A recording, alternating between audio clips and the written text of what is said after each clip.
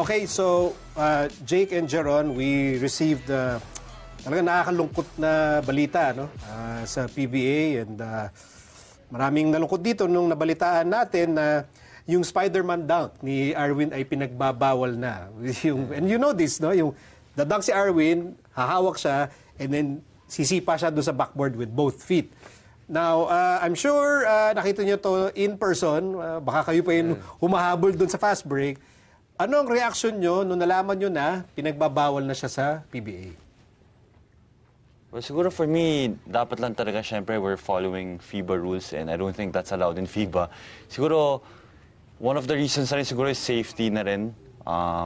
Yun, di lang siguro, kay Arwin na rin, syempre, pang dumang siya. Lalo na pang mga out-of-town games, syempre, yung mga court doon, it's not as good as parang courts natin dito sa Manila. And siguro for us na rin, baka mabaksakan din kami, di ba? So, I guess it works na rin.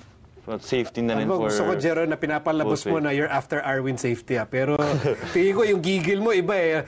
I think tama lang na pinagbawal yung dunk na yan. Parang iba yung pinag-uhugutan eh. Hindi naman, dahil syempre doon na rin nakilala si Arwin eh. Ganyan gusto ng mga fans, I mean... Hindi. Iba yung dating nung sinasabi mo kanina eh. Tama lang sir, napagbawal yan. Mabuti nga, finally. Kumusta si Jake natatawa kasi alam niya baka totoo eh. So ikaw, Jake, yung totoo. Total, tayo lang naman to. Tama ba si Commissioner Willie Marcial na ipinagbabawal na niya ang Spider-Man dunk? Pero sa akin, sumasang-ayon naman. Bawal naman talaga yun. Kung hindi bawal, nung ko pa ginawa yun eh. Ganun ba? Pero... Tama. Kidding aside. Pero... Sa rules nga, bawal talaga yan. Iba yung hang. Siguro for safety, siguro pag may mapa ka, pwede ka mag-hang muna or kung may tao sa baba, pwede ka mag-hang. Pero yung show mo lang yung mga ganong unnecessary move kung sakali tawagin. Kumbaga, baga gayahin pa ng mga bata eh. Yun yung para sa akin. Kahit di bata, gayahin ng iba. Mahirap nga gayahin. Sana, kung gayahin ni Kai Soto, okay din siguro, no? Yun nga eh. Baka pero, masipa niya yung shot clock eh, doon sa ibabaw. Siguro dati, na-enjoy ng mga fans, kaya hindi tinatawagan, which okay lang sa akin yun. Kasi for the fans naman talaga eh. Pero by the book, siguro sa rules, mali talaga yung kumbaga, delay of the game or technical yung mga gano'n. Tama lang na pinagbawal para sa akin. In other words, ayaw nyo talaga yung Spider-Man dunk. Tingnan nyo, wala kayong masabi. Kasi, okay, of course, that's a segue to other celebration, yung mga shot celebration. Kayong dalawa ba, meron kayong mga celebration? Kasi alam ko ikaw nung UAP, basta nakascore sa Ateneo, gaganyan ka kagad eh. But now that you're a PBA player, do you do shot celebrations? Well, yung nga yung kinikwento ko kay Jake kanina, yung first game ko sa PBA, pagka-shoot ko, nag-flex ako. Tapos flex ni Coach Alex eh. Sabi niya, we don't do that here. So after that, you know, yun lang. I just let the game do the talking. So wala lang mga So seryoso, extra. After ka nasabihin ni Coach Alex, hindi mo na inulit? Hindi na. Hindi talaga. Hindi na. Hindi ka na briefing before ka pero in terms of NBA celebrations, which are your favorite?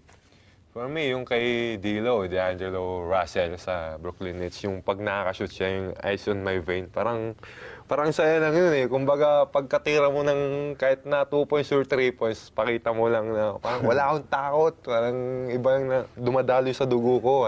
Pwede mo rin naman gawin yun sa Alaska. Milk in my veins. Milk in my veins. Pag sinita ka, why you doing that? Milk, coach. Promotion. Alaska milk yan. Condense. Crucial condense. Ikaw, Jeron, so I know you probably miss doing the flexing and I hope you bring it back, honestly. Pag binalik mo, sagot kita. Hindi na. But sa NBA, ano yung celebration na parang you really enjoy seeing? Ako talaga, ever since Westbrook fan ako eh. So, rock the baby ako kay Westbrook. Angas lang. Kasi yun eh. So, guys like Harden and Westbrook, yung angas nila, yung swag nila, nalalabas nila. But as you shared with us here, sa Alaska Aces, sa team culture nyo kasi, parang ayaw nyo masyado yung individual yung bumibida eh. No? So, that's why parang hindi kayo masyado nagsiselebrate. Pero, how do you then show your emotion if, yun nga, parang medyo dinidiscourage kayo maging super emotional on the court sa sistema ng Alaska? Siguro sa defense na lang. sa pressing na lang namin para... Para Ubusan. napakasaya pakinggan nun, ha? Yung lahat ng lakas nyo, huwag nyo nasayangin sa ganyan. Dumepensa na lang kayo. Dumepensa na lang kasi alam mo naman yung laro namin, pagkataos namin makashoot or hindi makashoot, depensa ka agad. Depensa Full talaga. court na kaagad. For me siguro natutunan ko, parang sinasabi rin sa nila Coach Alex na respect with the game, to the game. Hindi lang sa game, kumbaga sa opponent mo rin, parang huwag ka na mag-angas na magyabang ng gano'n kasi hindi mo naman kaya mag-isa yan. Kumbaga yun nga sabi nyo, parang pag may naggaganon na isang player sa amin, sa kanya lang na attention, iba pa naman yung team ng Alaska, which is we promote na Team Alaska kami na we not me, parang mga ganun. Ayan bang hashtag na we not me, how much do you believe in that personally? Kasi syempre nakikita namin yan sa social media. As you said, it's a hashtag. Pero kanyari, as Jake Pascual, gaano ka naniniwala dun sa we not me philosophy?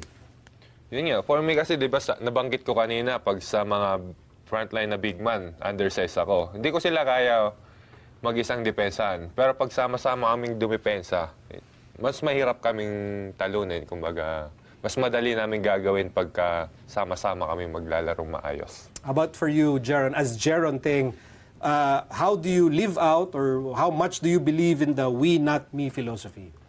Siguro yung pagiging selfless lang, in order for your team to win, diba, you have to think of the team eh. So, kung ano yung tingin mong what's best for the team.